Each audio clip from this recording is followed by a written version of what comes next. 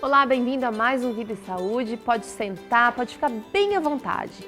É aqui que você vai aprender ótimas dicas e dicas úteis de como deixar a sua vida muito melhor.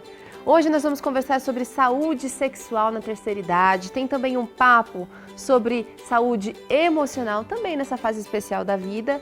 E vamos ter também projeto Vida e Saúde. Vamos ver o que está acontecendo com Wagner Cantor. Estamos aí chegando na reta final do desafio. Vida e Saúde está começando. E também vamos conversar sobre como os exercícios físicos podem combater doenças. Como sempre, quero agradecer a Clínica Adventista Vida Natural, esse espaço tão bonito. Olha, mostra aqui, que lugar maravilhoso, o sol tá aqui, tá um ambiente super gostoso. É claro que a equipe toda ajuda também, mas nada disso tem importância se você não estiver aí assistindo a gente, não estiver aprendendo junto com a gente. Bom, quero começar a conversar com o Dr. Carlos Rodrigues, geriatra, médico da Faculdade de Medicina. Marília, tudo bem, doutor? Tudo bem, Teru, como vai? Tudo jóia. Doutor, Oi. Hoje o papo é sexo na terceira idade. Eu tenho uma pesquisa aqui que diz assim, olha, estudos mostram que 80% dos idosos que fazem sexo com frequência consideram que possuem um casamento feliz, extremamente feliz, aliás, diz aqui. É importante fazer sexo durante esse período da vida? Faz bem, doutor? Eu diria que é fundamental.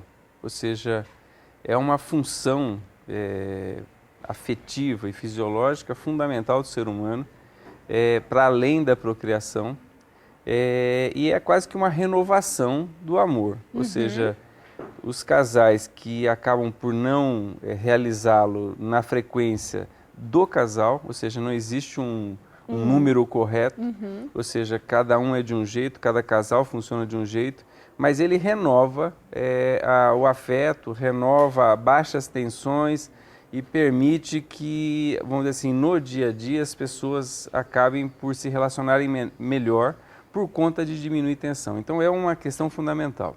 Agora a gente sabe que na terceira idade os hormônios acabam fazendo um papel muito montanha-russa, né? E isso grandes problemas. Interfere na vida sexual. Sem nenhuma dúvida. E com uma seguinte distinção. O homem, ele não tem uma queda do seu hormônio sexual de forma abrupta como a mulher. Então, o homem ele é capaz de se manter sexualmente ativo e de forma prazerosa até o final da vida. Ou seja, diminui, mas diminui de forma paulatina. A mulher, e veja, o climatério é um evento muito recente na história do homem, ou seja, no início do século passado, a expectativa de vida não permitia que as mulheres deixassem de menstruar, elas morriam antes ou junto nesse período.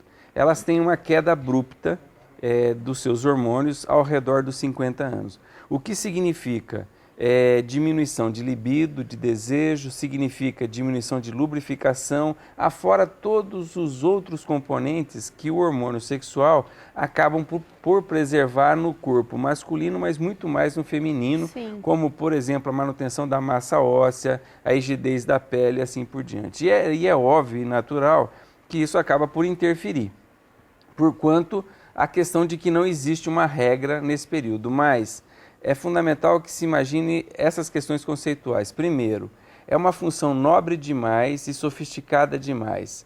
É uma função que o organismo só vai lançar mão depois de todos os outros satisfeitos. Ou seja, numa situação de grande estresse, o organismo quer ficar vivo. A sexualidade rapidamente decai porque é para guardar... Passa para o segundo plano. Totalmente, ou seja, para guardar energia para se manter vivo. Então essa questão é fundamental. Se você quer aproveitar uma vida sexual agradável, confortável e de troca na terceira idade, é melhor que você comece pensando nisso muito antes, ou seja, promovendo o estilo de vida adequado, que é o que se tem falado de forma muito regular. A segunda questão é de que existem as necessidades de adequação, ou seja, o corpo feminino pede alguma ajuda para a prática sexual, como por exemplo, um pouquinho de reposição sexual na forma de gel ou mesmo em outras formas, guardada... De lubrificação. De lubrificação, tá certo? Ou seja, para que permitam uma vida confortável, que não seja uma coisa dolorosa e desagradável. E a questão do homem, muitas vezes existe a dificuldade de ereção. Ou seja, então assim, os tempos são diferentes, os períodos de carícia são diferentes, para que se consiga efetivamente chegar ao orgasmo, enfim, e se ter todo o aproveitamento sexual que as pessoas merecem lutaram por. Doutor, o senhor acredita que o exercício físico ele desempenha um papel importante para que ocorra um bom desempenho sexual? É fundamental, quer dizer, não é questão só do exercício, é a vida saudável. Só para entender, a obesidade, o lípide, ele tem uma função endócrina. Então, o homem obeso, ele tem uma produção maior do hormônio sexual feminino.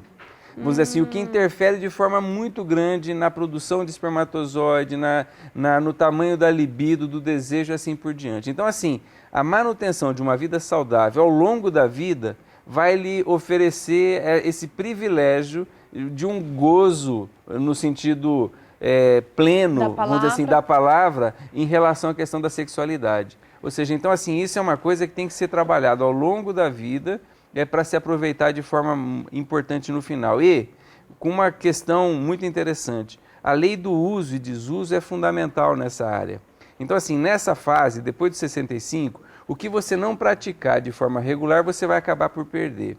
Então, assim, os casais que se afastam por períodos muito longos vão ter muita dificuldade de se reencontrar e aproveitarem dessa função. Então, assim, é fundamental que haja uma prática, é fundamental que haja vamos dizer assim, a recolocar na agenda do dia a questão do afeto, e é fundamental que se ao longo da vida se preserve do ponto de vista físico, alimentando-se de forma saudável, não fumando, ou seja, o tabaco é um veneno para a função sexual, tentando manter o peso, a atividade física regular, para que você, nessa circunstância de uma ação muito, muito sofisticada, esteja pleno para poder aproveitá-la. Legal, doutor. Olha, obrigada. Foi bem completa essa nossa conversa. Apesar de ser curta, foi bem completa.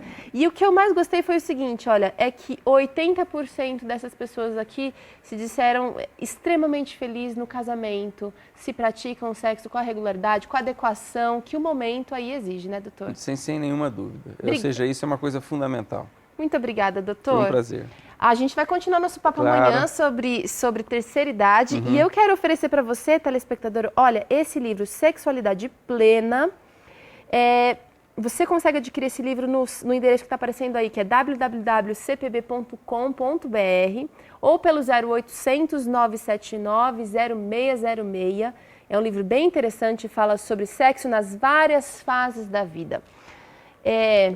A gente ainda vai continuar nosso papo aqui sobre a terceira idade, como envelhecer de uma maneira emocionalmente saudável. Eu quero convidar aqui o Dr. Johnny.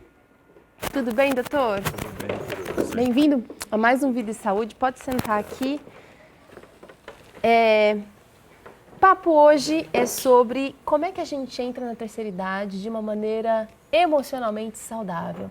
Existem muitos grilos, muitas crises, é um momento de muita transição. A gente acabou de falar com o Dr. Carlos sobre os hormônios que estão ali e eles inclusive afetam o nosso emocional. Como que a gente lida com tudo isso, doutor?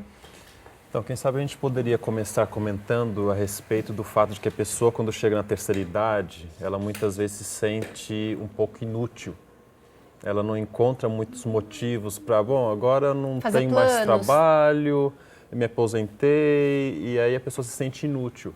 Tanto é que essa é um dos motivos pelo qual a pessoa entra muitas vezes em depressão.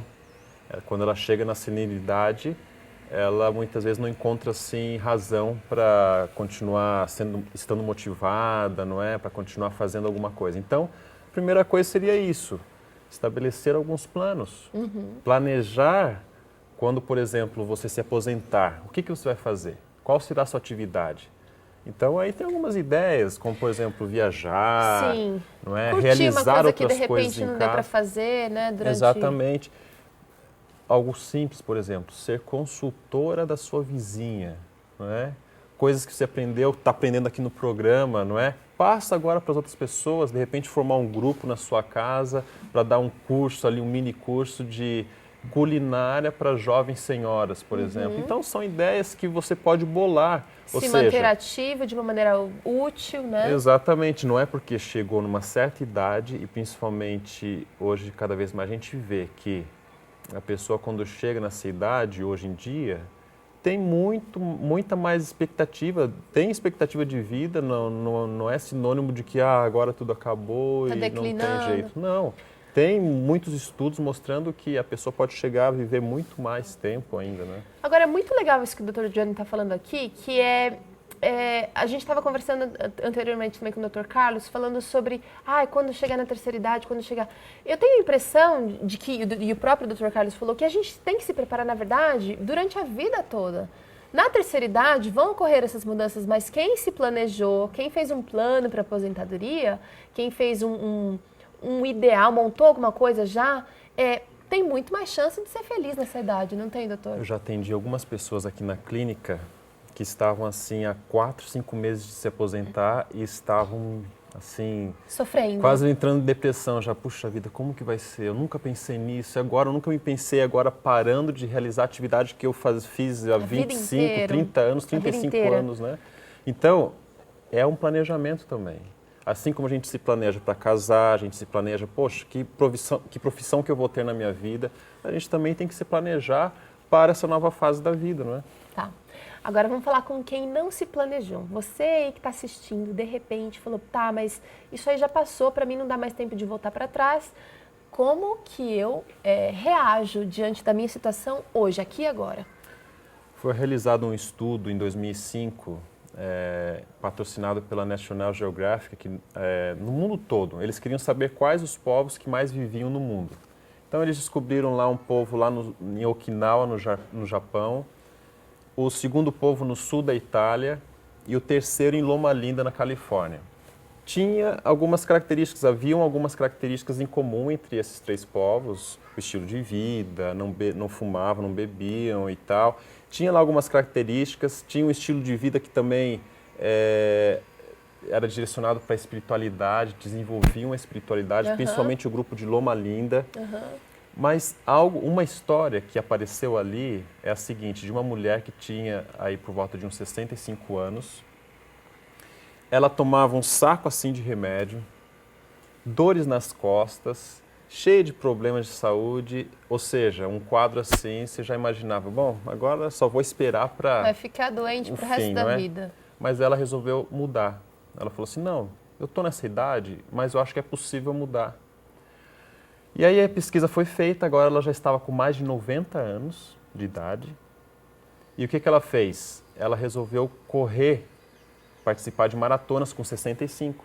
E agora ela já estava com 90 anos de idade, sem tomar remédio nenhum, sem dores nas costas e o principal, havia ganho 3 maratonas na categoria dela lá. Uau, olha só! Então, ou seja, não é porque a pessoa mudou chegou... Mudou o foco, ela arranjou um foco. E eu sempre costumo dizer, Teru, o envelhecimento está muitas vezes aqui.